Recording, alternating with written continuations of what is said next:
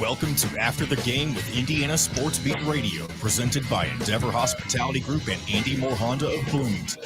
It's time to break down all of the action from tonight's game. Now from the Golf Club at Eagle Point Studios mobile unit, here's Jim Coyle. Hello, everybody, basketball fans. Welcome to another episode of After the Game with Todd Leary. We're coming to you from Gamebridge Fieldhouse here in Indianapolis, brought to you by Andy Moore Honda and our good friends at Endeavor Hospitality's Wow Club.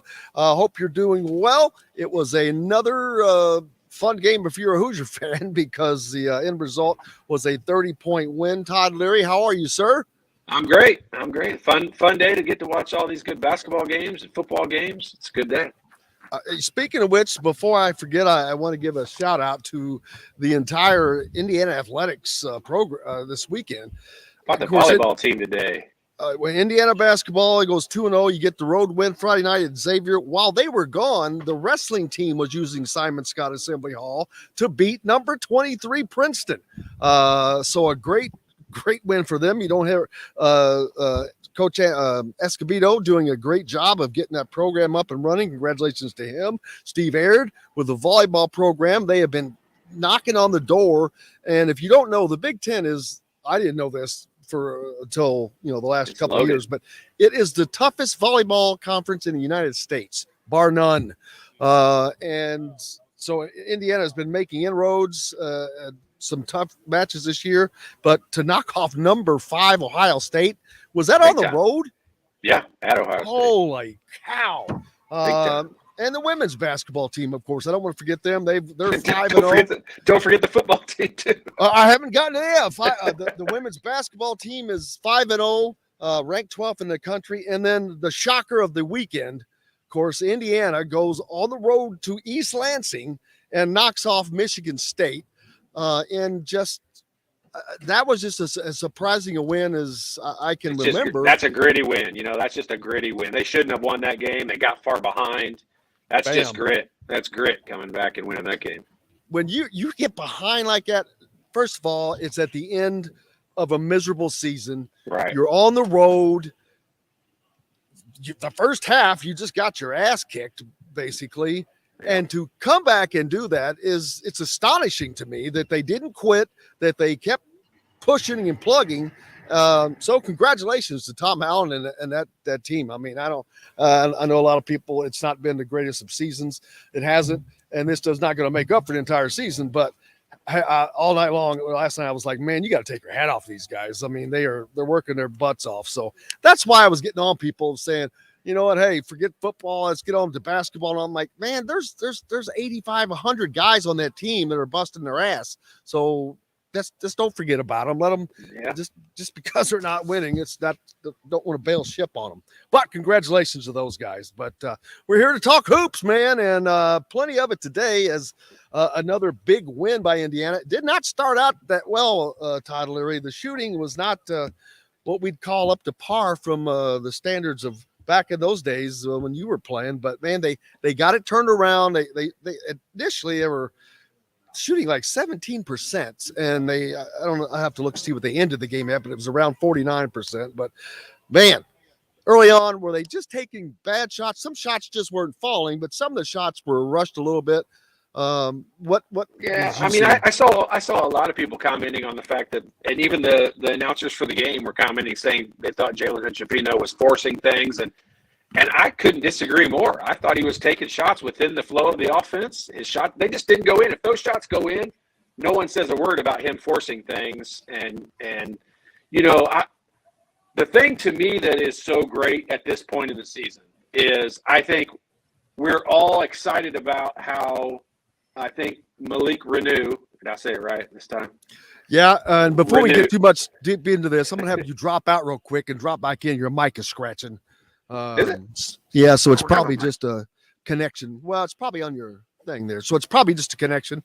So just exit out and come back in. Yeah, right. Yeah, we'll be right here. But, Malik Renew, one of the things, so much to talk about with this game.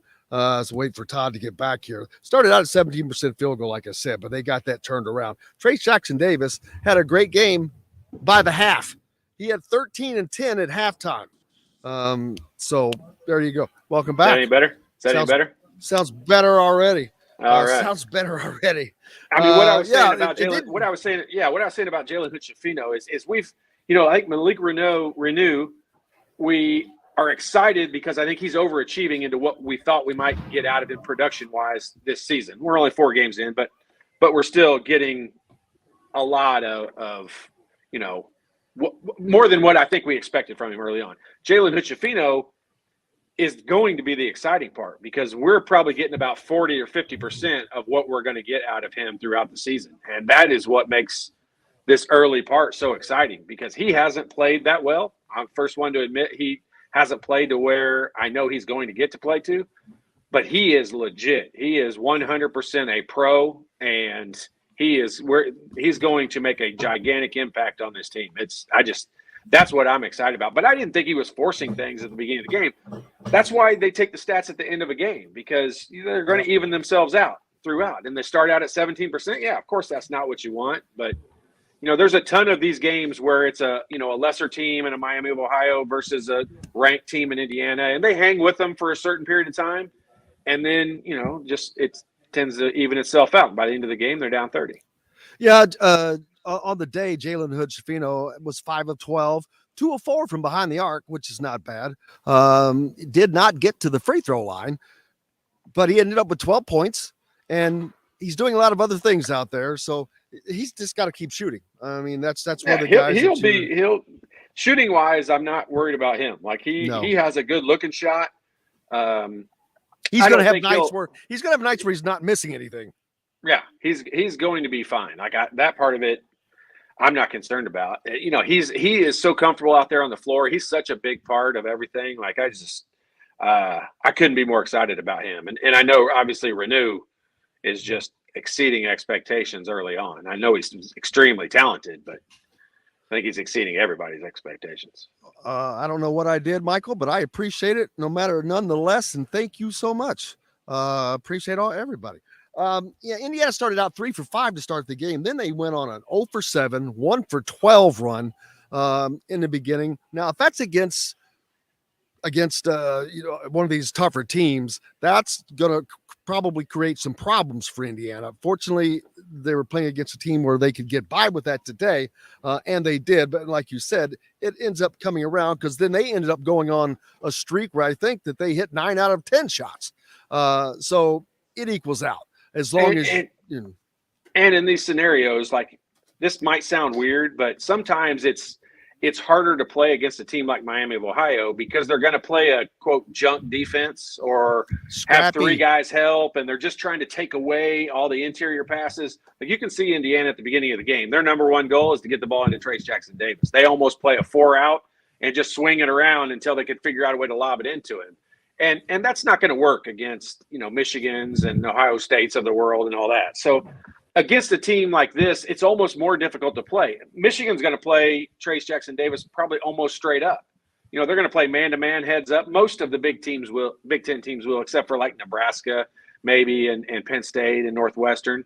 They probably won't. But the rest of the Big Ten teams are probably going to play Indiana fairly straight up, and that's when Indiana's offense will be more driving to the basket, dishing off to guys, getting shots inside the lane. That's where I think these games can be deceiving because you look at them height-wise, Indiana's dominant over a team like Miami of Ohio, but they're hard to play against because they play kind of a junk defense. It's pure help defense.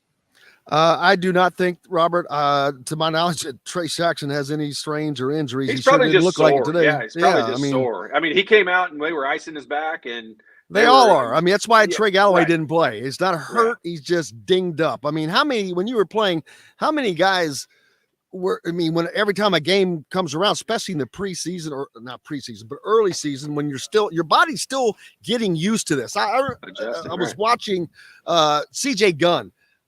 There was maybe on the same series, he got bumped pretty good, like 3 times. And I just remember seeing that here going, yeah, he's going to have to get used to that unless he's already getting it in practice. But it takes half a season probably to get your body adjusted to those. Yeah. And honestly, like you never you're never 100%. Like very few players are ever 100% once the season gets going, especially into the Big Ten. Like you're always playing. I mean, you're getting shots in your foot or your knee, or you're to the training room when the games are over, and then the next morning you're immediately to the training room. Like everyone is that way. That's not Indiana based or any other school based. Like that's just the way it is. Like these games are physical and they hurt. And that's one of the things I tell fans a lot. They ask, like what are interesting things that we wouldn't know? I'm like, think about like the days in between games. Those are the times when I think about the players and what they're doing and what's going on, because the amount of times you have to go through, training room workouts. Yeah, yesterday. Go lift weights, like these guys, they won't do it obviously yesterday or today or tomorrow even, because they have so many games. But I mean, they're still doing training room workouts. Like they're lifting weights. Like it doesn't go away. You do it less during the season, but you still do it. And those are the things that are that I think about a lot, and what these guys are doing on their off days. Got to talk about Trace Jackson Davis right off the top. At the half, he had 13 and 10. So he had a great game by halftime. Could have walked away then. Ended the game with what did he end up with? 17 and 16. Yeah. One off of his rebounding record, personal rebounding record, which that was with 9 minutes. He left the game with 9 minutes to go. So he could have shattered that had that been something they wanted to do. But man, his touch on the inside this season is so much smoother. Yeah, it's impressive. Like that move he made in the first half, when Schifino dropped that ball off to him and he kind of reverse layupped it, like that's just smooth. You're right. That's the right word for it, because it is just like you can't teach that. Like you can't teach a guy to be that good around the basket. And he has improved tremendously. Even his little jump hooks and everything around the basket has improved tremendously over the year. He looks great, and he does look great. And defensively, he's working hard in there. Mike Woodson is able to save him, not having to use him as much. I wish I had the other stats still pulled up. I'd pull those up to see how many minutes he ended up having to play today, because it 25. Wasn't 25. 20, well, yep. That's not a ton. He could have played 18. Like I mean, they could have done whatever they want. Like I think Race only played 18 minutes. Yeah, 17 minutes. So I mean, they're spreading it around a lot. Today is a lot deeper. The next two games will be much deeper lineups than what we see against like North Carolina and that stuff. But I mean, you have to spread those minutes around in these games. That's what they're for. They're for the Tamar Bates, the Geronimos, those guys, CJ Guns, to get minutes, to get on the floor, get used to playing, because those guys could play in a very important role in the Big Ten season, the Big Ten outcome. Well, it's funny you say that, because next on there were so many good things to talk about today. I had a list. CJ Gunn. I mean, I guess, and we'll talk about a lot of them, but CJ came off the bench early, and Mike Woodson is said repeatedly, you've got to make the most with the minutes you get right now. Right. In the press conference, he just said, I'm still figuring out rotations and this and that. Well, every time you get these opportunities, it's an opportunity to get more minutes. And while CJ didn't score a ton of points today, what did he end up with? I think he had 7. Yeah, he ended up with 7, 2 of 7 shooting. 5. But he did a lot of other. He did a lot of other things. He played really good defense, which has been kind of a knock on him. So his defense is getting better, and just was all around good play today. Yeah, I mean, CJ. The thing that I'm most impressed with is he looks comfortable out on the floor. He doesn't look rattled like a freshman. When he goes up to shoot it, he looks like he is fully intending on, he expects to make that shot. And he's a shooter. I mean, he's coming in known as a shooter.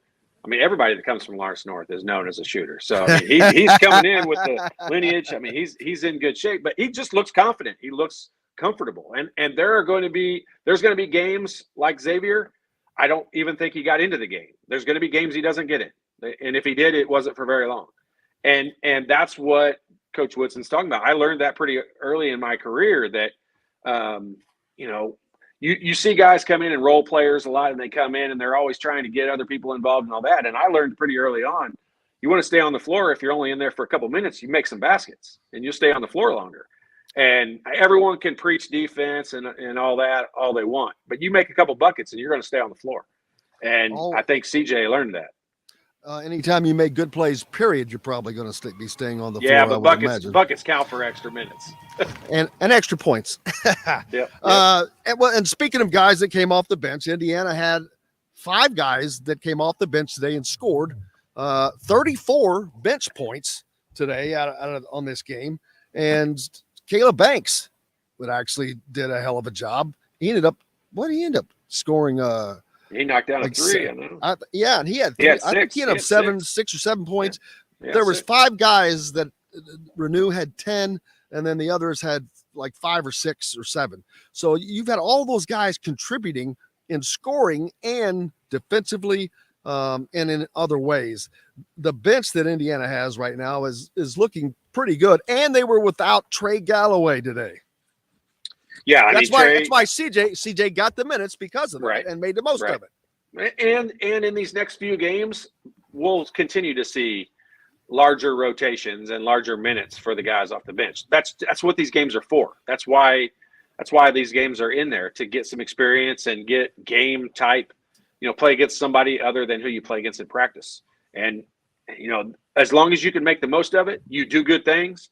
You do, the coaching staff sets up the way you're going to handle certain rotations on defense. And as long as you do them correctly and you hustle and play hard and dive on the floor and make the right plays and make a basket or two, you're going to get more minutes. Always do. Kevin pointing out that Miller Kopp's shooting 60% from 3, which is quite the switch from how it had been before, but that's what Hoosier fans want and need to see out of him. Yeah, I mean, that's honestly, I'm sure he's on the floor for other reasons, but that's the main reason I see him on the floor. But it's also when he's open and they kick him the ball, like when he shoots it, I expect it to go in. He has such a good looking shot. He has great rotation, good arch, like everything looks good. You expect it to go in. And, I think everybody is right in that. Like in these early games, I don't know that he needs to shoot a ton more. We have a small sample size for shooting 60%. I hope that continues, but we all probably know it won't. But as long as he's putting shots up if we're driving and kicking, when we start playing defenses more like what we're going to play in the Big Ten, like a North Carolina game, he probably has more of a chance of getting more shots off than in a game like tonight. Because in a game in North Carolina, a guy drives and penetrates, they're going to kick, they're all going to bail down and help out. The ball goes inside, they're going to help out. And that's when you get the open looks. And there'll be a lot more dribble penetration and that stuff when we're playing against teams that are heads up man on man. Race Thompson, another just easy night tonight, 6 points, 2 of 5 shooting, 2 of 2 at the free throw line. He had pulled down 5 rebounds. He's just in there doing blue collar work. You almost forget about Race Thompson, which is good because last year you couldn't forget about him, but now he's, and I don't mean this in a negative towards Race, you're forgetting about him because there's so much other things going on, but you cannot ignore him because he's the guy that can go off as well and pull a double on you, a double. Yeah, and that's what, we haven't seen, from a production standpoint, we're probably at 50 or 60% of what we're going to get production-wise out of Race Thompson during the Big Ten season. Like, he's going to be a much bigger factor once the defenses are normal defenses. But also, he hasn't played that well. I mean, he hasn't played great. So that's another part of it. Like, his confidence will get bigger. I think Malik playing so well will raise the level of play out of Race Thompson. So that's all good. Like, that competition battle for playing time in there is a good thing. And that's only going to make the team better in the long run. And I think it's good to have someone behind Race pushing him to play well in order to keep a certain number of minutes. And that's going to be a great thing. Are you seeing from him what you want to while he's out there? Race? Yeah. Yeah, I mean, I wouldn't mind seeing him. I'd like to see him knock down a few shots. They don't have to be threes. Like, I think he's either taking shots in the lane or 3-pointers. Like, yes, I'd like to see him take some mid-range. Ease yourself into it. Knock down a couple of free throw line jumpers.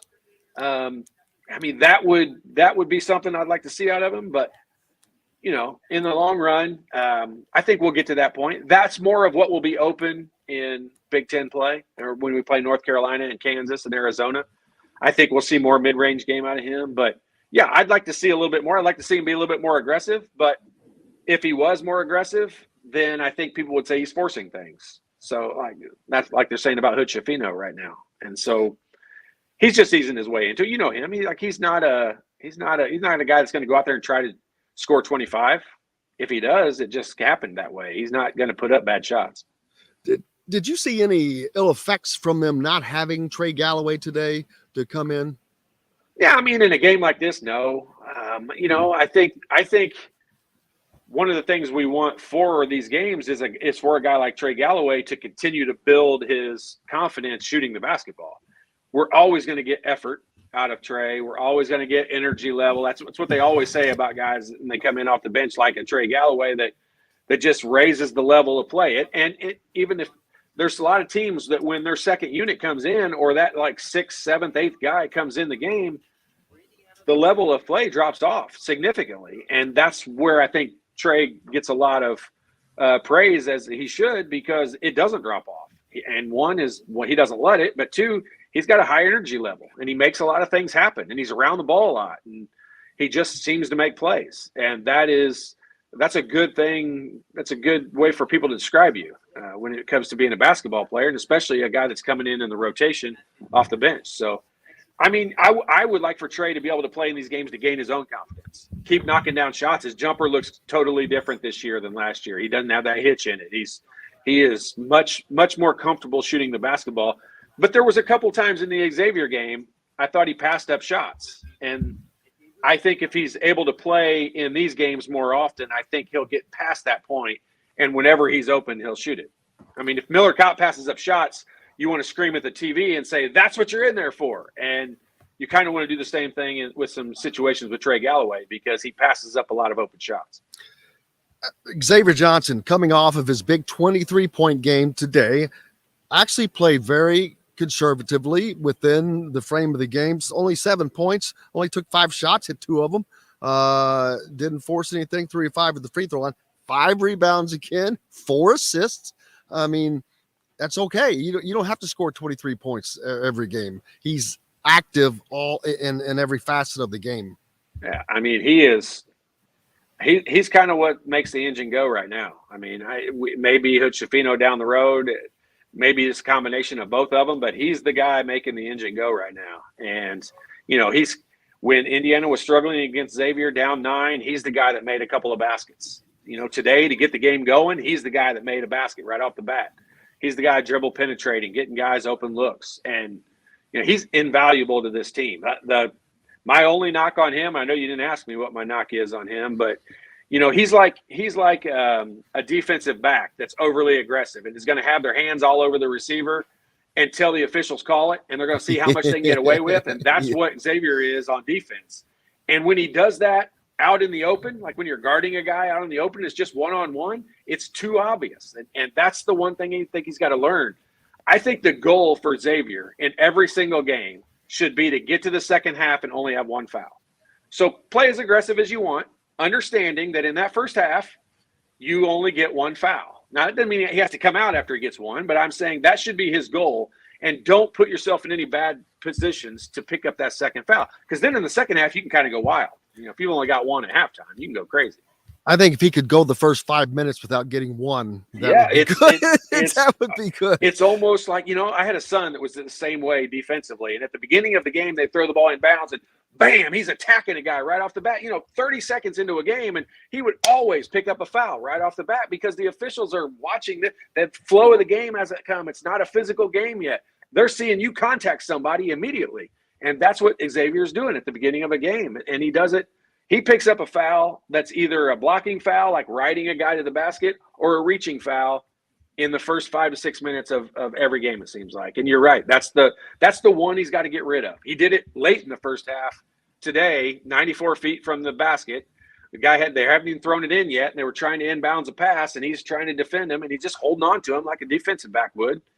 And he gets called for that second foul, and that's when he comes out. And that could hurt Indiana in the Big Ten games. Only good thing is he only had 2 fouls all day today. Yeah, that was his last one. I think he. But if he can get to halftime with 1, should be his goal, because then that makes the second half, it frees you up to kind of hack it on some people. Miami was very, very much overmatched today. They had guys out. It's Miami.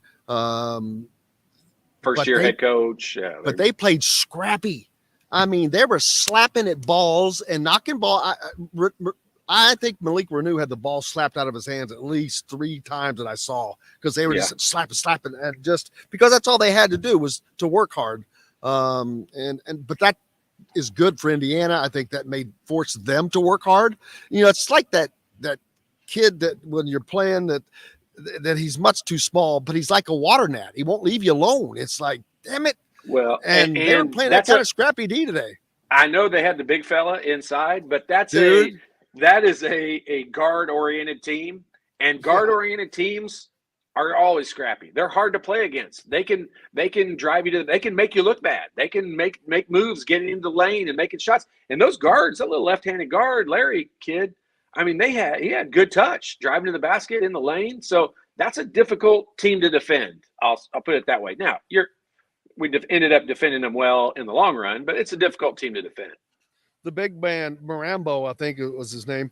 I'll tell you, I'm going to give him a shout out, because the fact that he played virtually the entire game, man, you got to be in some shape. I mean, he's a little bigger than most players. On the broadcast, they said he had dropped 40 pounds already. Well, I don't doubt it, but he stayed in and played, man. I was like, dude, that dude's in some shape, man, because that's hard. That's hard. I remember the last full court basketball game I ever played in my life, because I remember during the game saying, this will be the last full court game of basketball of my life, and it was. I remember that quite vividly. But yeah, shout out to him, man.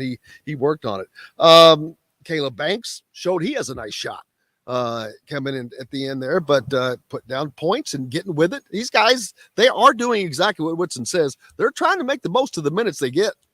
Yeah, and I'll tell you this, like, I've been fortunate enough to go to practice a couple of times, and this is what I'll tell you. No one wants to be described this way, but I was that way for a long time. These guys that we're talking about, Caleb Banks, even Tamar Bates right now, and Geronimo, and a little bit of Trey Galloway, CJ Gunn, those guys play so hard in practice, which forces the normal starting 5 to play so hard in practice. The level of competition is like Caleb Banks defensively in practice is a monster, like a monster. He's the dude you don't want guarding you. I mean, he can literally take you out of play. And that's who guys are going against all the time. That's who Miller Kopp and these other guys are going against all the time. So it's a good thing. Like, these guys might not see tons of minutes, but their value to this team is huge. Oh, without question. Let's see. Oh, no. Where is the Big Ten tournament this season? Where is the Big Ten tournament? It's actually in Chicago? It's in Chicago this year. It's in Minneapolis next season. That's what I was trying to get that across to him. But absolutely. And well, I haven't seen. I haven't gotten to see Caleb Banks that much, because all we get to see him is out here. But obviously, his shot's not tremendous. Like, he's got a difficult time shooting the basketball. That was a nice looking shot that went in. I agree, but we're not going to count on him to knock down too many 3-pointers. How about some irony there? Travis Steele, and also formerly was with the Hoosiers for a while too. Very familiar name. Let's see, Malik Renew. I know we talked about him earlier, but something else that I saw. A lot of switches today on defense for them. He kept getting switched off onto that little guard. Yeah. Didn't matter. Xavier game was the same way. He ended up on a guard numerous times in that Xavier game and never had any problem with it. Yeah, that guy moves his feet really well for a big fella. I was shocked because that dude was scooting around the court too, man. I couldn't have kept up with him. Yeah, well, that's not saying a lot, but yeah, you're right. He moves well. He moves well. The bench points mentioned earlier, 34 from this bench. How important is it having a bench, especially when the way this game started, shooting wise for Indiana? How important is it to have a bench that's going to contribute, because it's not one guy. There's 5 different guys that scored off the bench today. Yeah, it's huge, and when you get to the Big Ten season, it's gigantic. Especially, heaven forbid, knock on wood, we have injuries. That's always a situation you have to worry about and deal with. Every team deals with it, so it's not Indiana specific. But this team, has a lot. They're very deep. I think I heard several people who had visited this team early in the season watching practice, and everyone's comment. A couple guys from the Big Ten Network.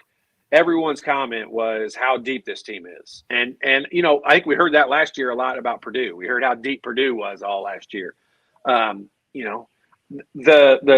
stars, the top 3 or 4 scorers are going to be the main scorers on this team. That's going to always stay the way it is.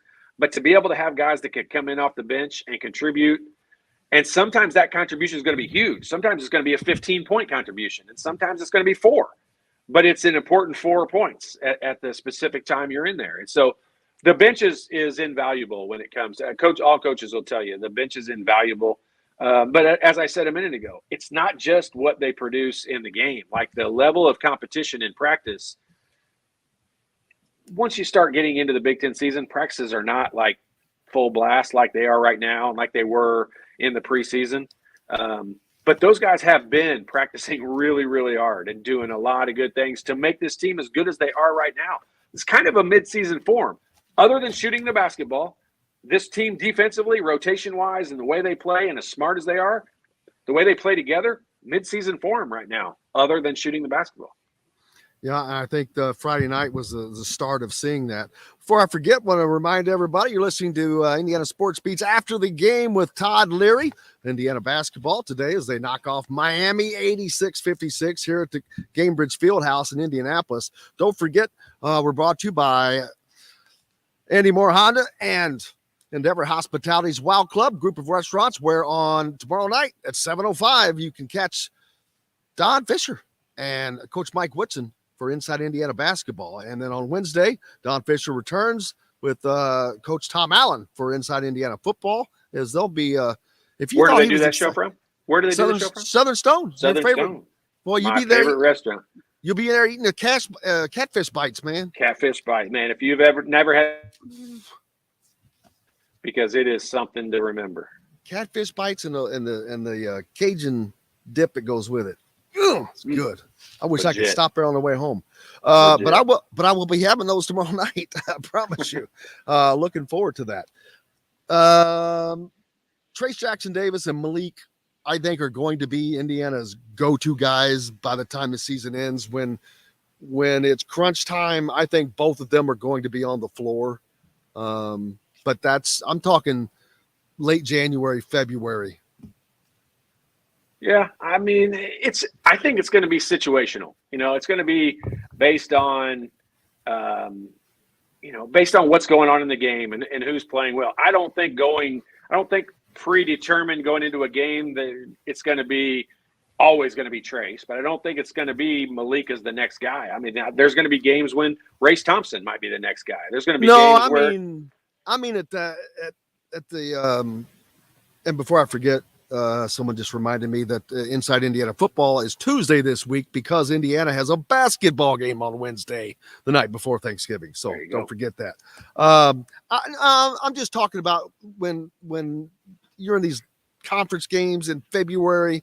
And so you think in a conference game in February they're going to have Renew in the game instead of their not starting 18th year senior not starting. I'm not saying it's going to start. I'm saying when it's when there's 5 minutes to go, I think those two will be on the floor together. I really do. Yeah, I mean, let's say this, and you could be totally right. I'm not even going to try to argue it, but I could be totally wrong. Have that conversation after he's played a few Big Ten games. You're right, because I don't think everyone would understand the fact that Big Ten games are just different. No question about it. The Xavier game was awesome. North Carolina will be similar to a Big Ten game.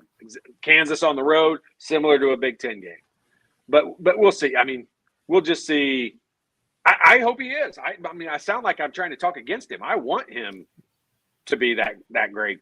No, you're talking smartly because he's a freshman, and it's just the Big Ten's just different. I mean, everyone that's played in it will just tell you that. Like, it's hard to say that. That's why when you take a guy that's like a Calbert Chaney. And I know I always go back to the Calbert Chaney because he's the greatest. But when you take a guy like him that has such a steady freshman year, like going into the Big Ten didn't seem to affect him. His scoring stayed the same. He averaged close to 20 points as a freshman. Like that, it was just all stayed the same for him. That's very, very rare. That's why he's the leading scorer of all time in the Big Ten, because he didn't have a year where he had to like get used to it. And he wasn't a highly recruited, highly touted guy. I mean, if you put a star situation on what it would be today, he was a 3-star maximum. So it just his game. He was a hidden gem that they found, thank goodness. But there's not very many guys that are able to make that transition and able to do that kind of productivity in their freshman year. Did you know that Trace Jackson Davis has another year of eligibility? No. Yes, but I can assure you this: he didn't use it. I know but that. No, I'm just saying. I really hadn't thought about it. Hey, I don't think a lot of people know that, but he actually does. I wouldn't have known that. But I mean, you look at it. I mean, he is. We're so fortunate that he decided to come back for his senior year. Look how many guys across the country. I mean, heck, I watched Illinois play earlier, and they've got how many guys off of Baylor? I mean, half their team is just Baylor. So, I mean, guys just take that. The fact that Trace didn't like go to a Kansas or go to a Kentucky or go to a North Carolina for one last year, it just makes you love him even more as a Hoosier. Well, Indiana has, as I said, a game this Wednesday at home at 6:30, the day before Thanksgiving, against Little Rock. Who is that? The team that damn near, if they didn't beat Nebraska today, it may be the team that Nebraska won. Nebraska ended up winning by 20, but yeah, they were ahead of them. Yeah, they won by 20. I know. How in the world? Because I thought that game was toward the end, and must have been. They were down. Earlier. They were down like 14 early in the second half. That's amazing. Nebraska was, yeah. So Indiana plays again on Wednesday against Little Rock, and then the day after Thanksgiving on Friday against Jackson State. I think that completes. This is the Indiana Classic or something. Part of that, because this was part of that. Miami will play those two teams. I think they get home games with those two teams there. But those are the last two. These are the last two games before North Carolina. Number 1 North Carolina comes to pay a visit at Simon Scott Assembly Hall on the 30th. So we're not that far away from big time basketball, people. Well, we just finished big time basketball on Friday, because I'm telling you, if you listen to fans that listen to Stephen Bardo throughout the broadcast today, and he said it. He said, I'm going to tell you folks right now, Indiana might be the only team that goes into the Cintas Center and wins against Xavier this year. That team is that good. Wow. And so that was a big time game. Like that's a team that could score a lot of points. And I tried to stress that on Friday, what a big win that was. I was not super confident we would win that game just because of how many scorers they had. But our defense made those guys look uncomfortable. Where with these two games coming up that Indiana has left, and knowing what North Carolina coming in, are you confident where they are right now? Because that is going to be a big time game. It's at home, luckily, but it's going to be a big time game. Right. North Carolina is number one is loaded, in the country, man. Right. Yeah, I mean that's. I think these next couple of games will be tune-ups. I mean, I think the guys will play, somewhere in the 17 to 25 minute mark, no more than that. And that's the way it should be. You don't worry about stats and stuff in a game like this when you're talking about the starting five. So, I mean, this is just Michael's correcting us there. It was Arkansas Pine Bluff. So yeah, thank you for the information. Sometimes we're a little slow. It's all the same down there, isn't it? Yeah. Little Rock. But I mean, Pine Bluff, these next couple games won't be. I mean, I don't expect to learn a lot out of them. If we do, I think we'll be learning stuff about that unit of 4 through 8 or 9 players on this team. So it's a good opportunity for guys like Hood Schifino to get his jumper feeling better. I hope he doesn't listen to social media. I mean, I jumped on Twitter to see just what people were saying at halftime. There was a lot of people commenting on the fact they thought he was forcing too many things, and people only say that when you miss. If those shots go in, they never say you're forcing it. And the fact that he kept shooting is the absolute best thing that you could tell. And so that tells you right then.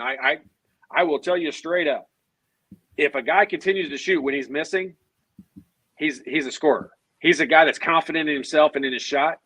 And that's where I wish that Trey Galloway would get to. I don't think Trey is as confident in himself as he should be. And I want him to get to the point where if he misses 3 shots, I don't think Trey Galloway takes the 4th one. And Hood Schifino got to 7, which I love, or 11, or however many shots he took. So, I mean, 12. Those things are – yeah, did he? Yeah. So, I mean, he kept putting it up after starting out 0 for 4, I think. So, I love that. I love that side about him. And that's what I think we'll learn in the next one. Once I start talking about him, I just get off on a rampage because he is so good. Like, he's fun for me to watch. I enjoy him a bunch. Well, after these 2 games for Indiana, it gets real. Besides the North Carolina, besides playing number 1 North Carolina, Indiana then goes on the road for their first Big Ten game of the season at Rutgers, a team that they have had trouble with. There's only one video they need to watch prior to that game. Did you see what that Jack Bag said from that team? No. About playing Indiana? I can't even remember what his name is. Whoever their star is that came back and played. Geo Baker? Geo Baker. They were talking to him about playing against Indiana, and he's like, nobody fears Indiana. Indiana's not going to beat anybody. Really? Is that on video? That's a quote. Yeah, it was on a press conference. Oh, I can't wait to get that on the show Monday. Yeah, get it on there. Oh man. It was on a podcast with the Big Ten Network people. We got Joe, the producer, today, so I don't have John. He won't remember that. But Joe had to remind me to remind John to find that. It will not be hard to find, trust me, because it was all over Twitter. Baker, baby. It was all over Twitter.